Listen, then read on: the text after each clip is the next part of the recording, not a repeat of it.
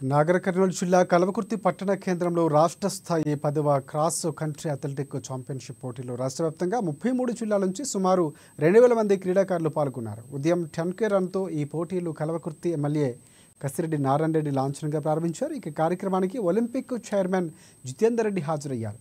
కేసీఆర్ ప్రభుత్వం క్రీడలకు సంబంధించి 50 కోట్లు కేటాయిస్తే ఇక రేవంత్ రెడ్డి ప్రభుత్వం వచ్చాక 370 కోట్ల రూపాయలు క్రీడాకారులకు కేటాయించిందన్నారు జితేందర్ రెడ్డి.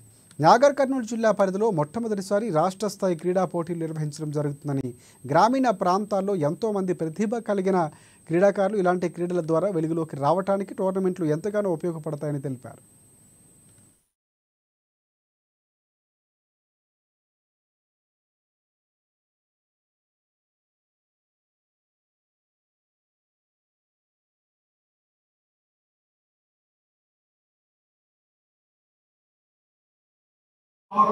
ఎమ్మెల్యే గారు కూడా ఒక స్పోర్ట్స్ లవర్ కాబట్టి వారు ఇంత గొప్పగా ఆర్గనైజ్ చేసి మనల్ని ఈ విధంగా ఇక్కడ చేయడం జరిగింది.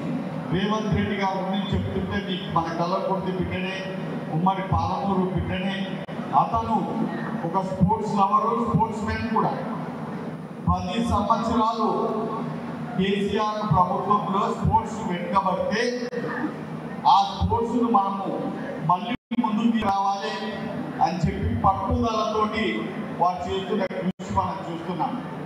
గత ప్రభుత్వం ఏదైతుందో సంవత్సరానికి 50 కోట్ల రూపాయలు మాత్రమే 50 కోట్ల రూపాయలు మాత్రమే స్పోర్ట్స్ అలకేట్ చేసి ఆ పైసలు కానీ జీతాలకే పోయింది. స్పోర్ట్స్ దాకా అసలు అందేనే కాదు.